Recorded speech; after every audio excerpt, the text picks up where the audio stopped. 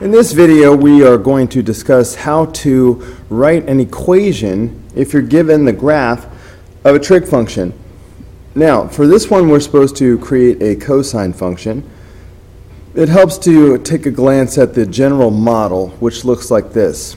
We will have a out in front and then cosine of b, and then open parentheses x minus h, close parentheses, plus k. These are the variables that we have to look for, the a, the b, the h, and the k. So, looking at this cosine function, and by the way, there is often more than one answer that you can write for a single equation depending on how you look at it. What's the phase shift? Are you looking at the graph as starting from here, or are you looking at the graph as starting from here, for example? Okay, we know what your basic cosine function looks like. If there's a midline and the cosine starts off up high and then it falls to the midline and then below, back to the midline and above.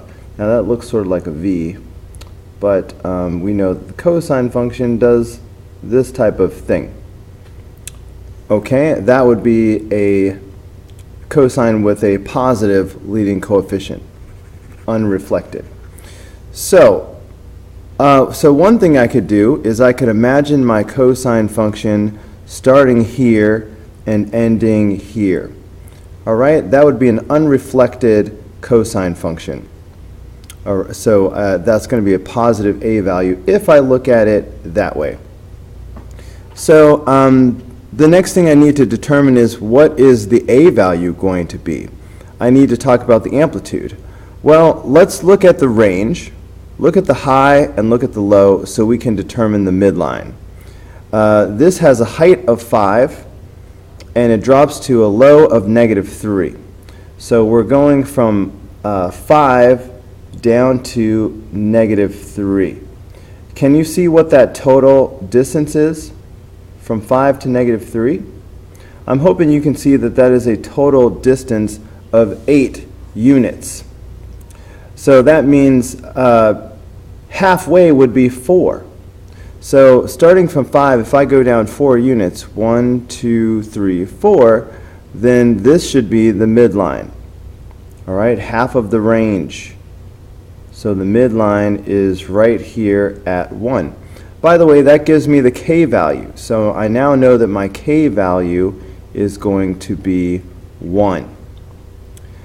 Now, looking at this, I also know what my phase shift is going to be, my h value. This is right here at -pi/2. My beginning, if I look at the period as starting at this point right here, the x value is -pi/2. So that means inside of the parentheses, I'm going to have x plus pi/2.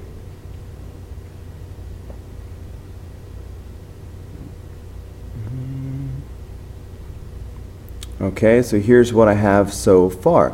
And I guess I know it's got to be a cosine function, so I might as well do that. The range was 8. We decided that half of that was going to be 4. That's how I knew to put my midline here. But also, that means that the amplitude, which is going to be the distance from the midline, to the top, that's going to be 4. And from the midline to the bottom, that's going to be 4. So that's the amplitude, is that 4. 4 up, 4 down, that's the amplitude. So that's why I'm going to put a 4 in the front. All that's left is my b value. All right, if I come up with a b value, I will be finished. Now the b value is connected to the period by the following little formula that we always use. The period is always the normal period divided by the b value. So what is the period of this function? Well, I see that this point on the right-hand side has an x value of 7 pi/2. I'm just going to write it a little bit bigger. and the corresponding point at the beginning of the period is negative pi over 2. So if I want to find out what the period is, I can subtract these two. So the period should be 7 pi over 2 minus negative pi over 2. Okay, that's a little bit hard to see. Let me just try that one more time. I'm trying to squeeze it in because I need you to see that it's minus negative pi over 2. When you subtract a negative number, you add. So that means that the period should be 7 pi over 2 plus pi over 2. So that means that the period should be 8 pi over 2, which means that the period is 4 pi. So if the period is 4 pi, that's going to go right here. So that means 4 pi is equal to 2 pi over b. We've learned that we can swap these, so that means that b is equal to 2 pi over 4 pi. The pi's cancel out, and 2 over 4 reduces to 1/2. So that is my b value, so I'm going to go ahead and put in the 1/2. So that would be one cosine equation that I could write that matches this graph. Given the amount that's shown, that's the only full period that there is, so that's visible. So I'm betting that most students were shooting for this. Okay, now let's go ahead and talk about cosecant. Cosecant is the reciprocal of the sine function. So when you look at cosecant, you should be thinking that's the reciprocal of the sine function. So it would be helpful if we could draw the sketch of the sine function that's in here. Now, in order to do that, it would be helpful if we can visualize the asymptotes. So let's see. We see these branches approaching an asymptote that has not been labeled, but we can see that the asymptote must be here. Okay, there must be an asymptote here at negative 5 pi over 8, and there must be an asymptote here at negative pi over 8 because of the way I see the graph approaching. All right, negative pi over 8. And there's another asymptote here at 3 pi over 8.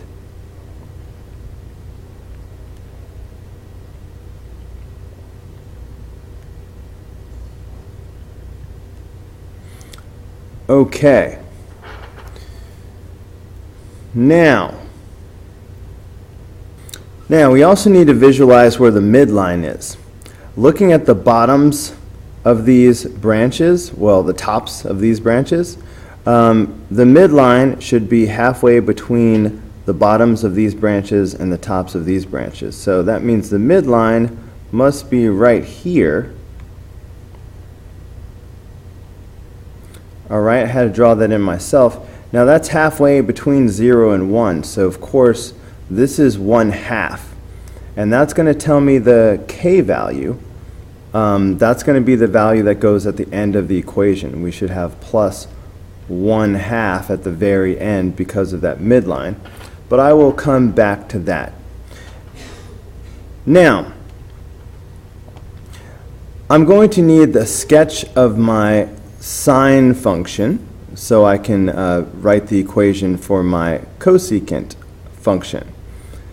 I know that everywhere there's an asymptote, that means that the sine function was touching the midline. So I know the sine function must have been touching the midline at these 3 points. All right, that's why there's an asymptote here. I also know that the sine function shares points in common with the cosecant function at the bottoms and tops of these branches. So these points will be points on the sine function. Oh, you know what? There's another asymptote over here.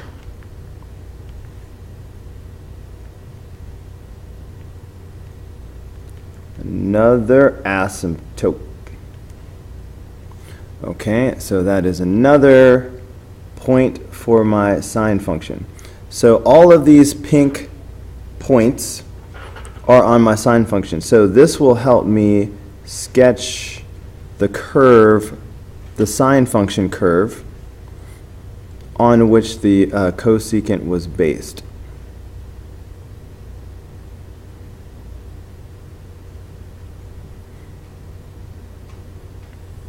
All right, because what we normally do is we sketch the sine function first, and then we draw the cosecant. So this will help me answer some important questions. Now bear in mind that the model for the equation that we are shooting for will be of the form A cosecant B x minus h plus k. So basically we're trying to find the A, the B, the h, and the k. Let's start with the A value. The A value is going to come from the amplitude of the sine curve that we're using as a guide. So remember that this is at 1/2. Okay, so that means that the amplitude, the distance from the midline to the top, is 1/2. So the amplitude is actually 1/2. So that's going to be my A value. So when I write my equation, it will begin like this: 1/2 cosecant. All right?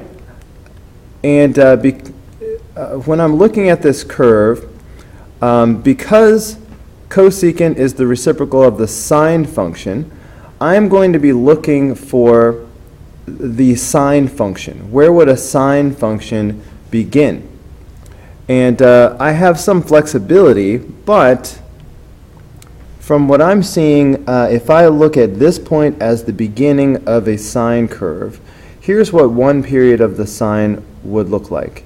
It would go like this. You know what? Let me make this a little bit bigger. All right, here's one period of my sine curve.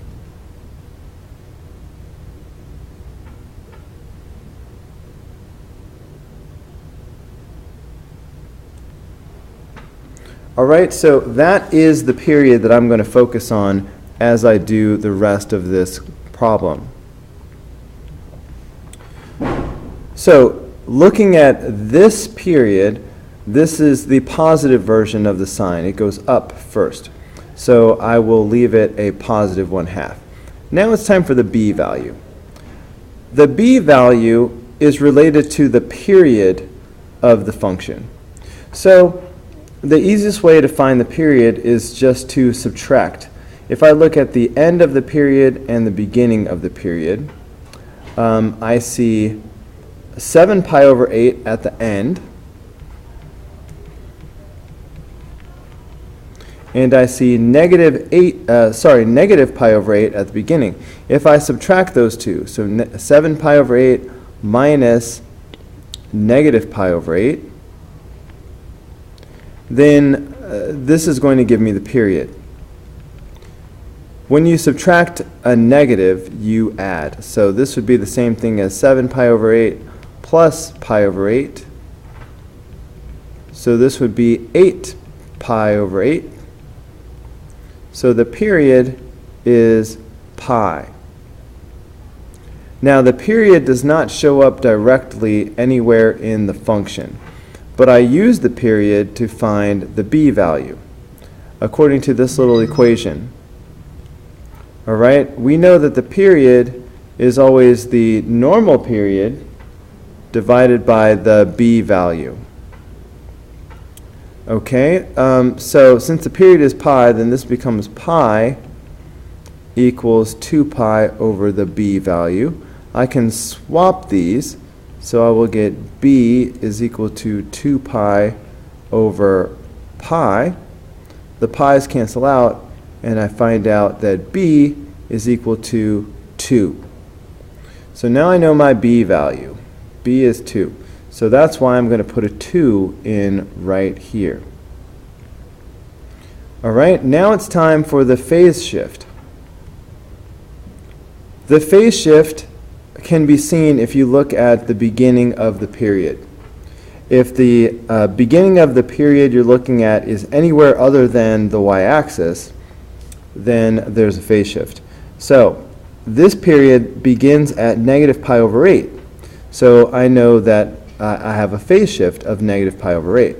Now in the equation, that's going to show up as x plus pi over 8, because we do the opposite sign.